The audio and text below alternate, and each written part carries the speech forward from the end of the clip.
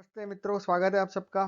Kansai Nerolac paints limited ने आज अपने क्वार्टर 1 के रिजल्ट डिक्लेयर किए हैं, जहां जैसा उम्मीद थी उनका नेट प्रॉफिट जो है वो 55% से गिरा है। चलिए मिलकर देखते हैं डिटेल में। मित्रों, बात करेंगे इनकम फ्रंट पे। सबसे पहले जैसा एक्सपेक्टेड था, कोरोना के चलते इनकम में गिरावट आई है। ये फिगर आप करोड़ में देख पा रहे हैं। 1084 करोड़ की इनकम हुई थी पिछले क्वार्टर में, 647 करोड़ की इनकम हुई है इस क्वार्टर में।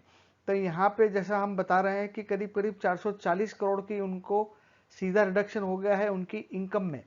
ये एक्सपेक्टेड था ही, क्योंकि कोरोना के चलते अप्रैल महीने तो पूरा सेल काफ़ी जीरो ही था ऑलमोस्ट, और मई से थोड़ा थोड़ा इंप्रूवमेंट आना शुरू हुआ था, तो गिरावट आना तो तय ही था। तो यहाँ पे करीब करीब 45% के आसपास की हमें रिडक्शन दिखाई दे रही है।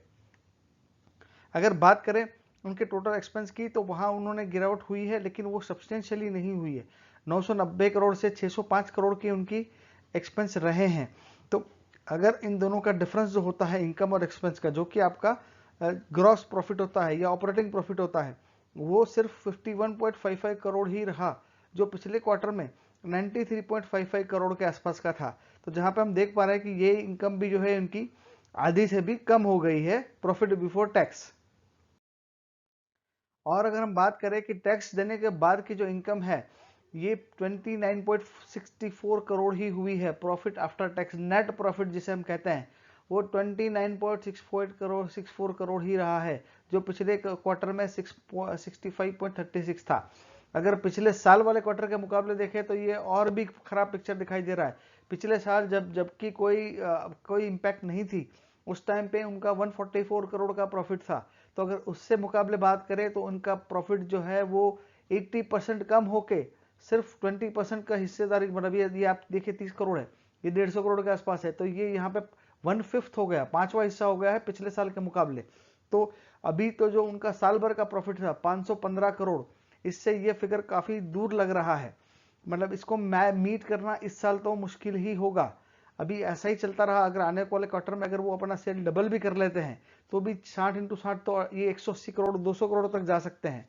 तो इनका साल भर का जो प्रॉफिट है, वो ऐसा उम्मीद कर सकते हैं कि 250 करोड़ के आसपास या 300 करोड़ के आसपास ही रहेगा।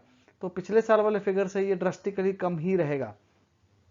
अगर अर्निंग पर शेयर की बात करें तो ये सिर्फ 0.62 ही रहा, जो पिछले क्वार्टर में 1.25 था, और पिछले साल भर में 9.67 के आसपास था। तो इस साल का उनका जो ईपीएस है, वो हम एक्सपेक्ट कर सकते हैं कि 6 या 7 से आसपास रह सकता है।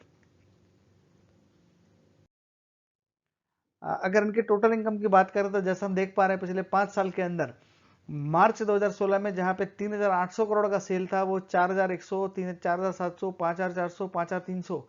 तो ये इनकी इनकम में तो बढ़ोतरी होती हुई दिख रही है। हालांकि प्रॉफिट फ्रंट पे ये सिनारियो नहीं है, प्रॉफिट उनका कम हो रहा है।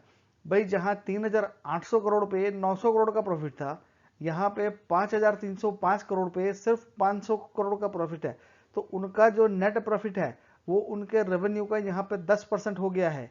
जबकि अगर आप यहाँ पे अगर बात करेंगे तो ये काफी ज्यादा था। ये आप देखिए, ये आप 3.7 है, तो ये उनका 15 से 20% के बीच के आसपास का रहा था।